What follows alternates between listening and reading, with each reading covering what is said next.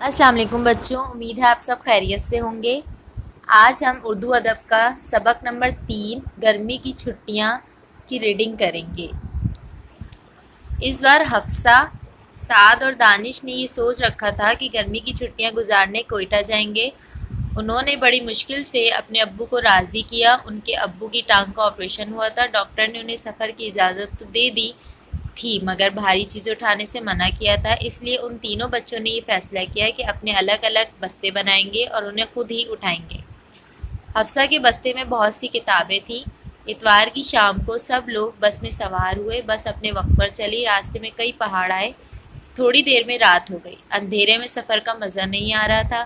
نہ تو باہر کچھ دیکھ سکتے تھے اور نہ سو سکتے تھے کیونکہ ٹیپ ریکارڈر کا شور سونے نہیں دے رہا تھا۔ بس میں صبح 7 بجے کوئٹہ پہنچی۔ حفصہ نے سڑک کے کنارے لگے بورڈ کو پڑھا، سریاب روڈ۔ بس رکی تو سب مسافر اتر گئے۔ وہ سب ٹیکسی کر کے ہوٹل پہنچے جہاں ان کے ابو نے ایک کمرہ لیا۔ سب نے کچھ دیر آرام کیا۔ دوپہر کو سب باہر نکلے۔ اف، اتنی شدید گرمی! اس سے اچھا موسم تو کراچی میں تھا، انہوں نے سوچا۔ ابو نے ایک آدمی سے پوچھا، لیاقت بازار کہاں ہے؟ اس آدمی نے ہنس کر کہا، آپ لیاقت بازار میں ہی کھڑے ہیں۔ سب شرمندگی سے ایک دوسرے کو دیکھ کر ہنس دیے۔ ابو نے زیارت جانے کے لیے گاڑی والے سے بات کی۔ اس نے اگلے دن صبح آنے کا وعدہ کیا۔ اگلے دن سب زیارت کے لیے روانہ ہو گئے۔ گرمی بہت تھی، اس لیے جگہ جگہ گاڑی روک کر جھرنوں سے منہ ہاتھ دھوئے اور پانی پیا۔ راستے پر وہ آلو بخارے اور سیب کے باغ دیکھ کر وہ حیران بھی ہوئے اور خوش بھی۔ 3 گھنٹے بعد زیارت پہنچے۔ زیارت بہت خوبصورت تھا۔ ہر جگہ سبزہ ہی سبزہ تھا، درخت بھی تھے اور گلاب کے پودوں کی بہاڑیں بھی تھیں۔ ٹھنڈی ہوا چل رہی تھی اور ہر طرف خوشبو پھیلی ہوئی تھی۔ دوپہر ہوئی تو انہوں نے ایک ہوٹل میں کھانا کھایا۔ کھانے کے دوران ہی آسمان پر کالے کالے بادل چھا گئے اور گرج چمک کے ساتھ بارش شروع ہو گئی۔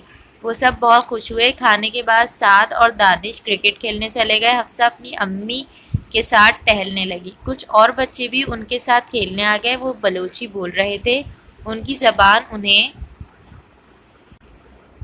سمجھ میں نہیں آ رہی تھی مگر پھر بھی ان سے دوستی ہو گئی۔ شام کو سب قائد اعظم کی رہائش گاہ دیکھنے گئے۔ وہاں پہلی بار انہوں نے اخروٹ کے درخت دیکھے اور بہت حیران ہوئے۔ وہاں کے ملازم نے قائد اعظم کی خوابگاہ کھول کر دکھائی جہاں انہوں نے بیماری کے دن گزارے تھے۔ وہاں کے ملازم نے ساتھ ہی ان کے ڈاکٹر اور مادر ملت محترمہ فاطمہ جناح کے کمرے بھی تھے۔ ہر چیز بہت سنبھال کر رکھی گئی تھی۔ پھر سب ریسٹ ہاؤس واپس آ گئے۔ رات کو سب نے بستر میں بیٹھ کر خوش میوے کھائے۔ دوسرے دن بھی گھومنے گئے۔ 4 دن بعد ٹرین کے ذریعے کراچی واپس آئے۔ ٹرین کا سفر بس سے بہتر تھا۔ راستے میں بہت ساری سرنگیں آئیں جنہیں وہ گنتے رہے۔ کراچی پہنچ کر انہوں نے سب گھر والوں کو سفر کا حال سنایا اور ساتھ ہی چیری اور خوش میوے بھی دیے۔ اس سفر میں گرمی کی چھٹیاں گزارنے کے لیے جس طریقے سے ہم لوگ اپنے نانا نانی کے گھر یا ویکیشنز پہ جاتے ہیں، ادھر ادھر پاکستان ٹور پہ یا کہیں بھی کسی بھی ایک شہر چلے جاتے ہیں گھومنے، اس سفر میں بھی سعد، حفصہ، یہ بچے جو تھے یہ گرمی کی چھٹیاں منانے گئے تھے اور یہ ان کا گرمی کی چھٹیوں کا سفر نامہ تھا۔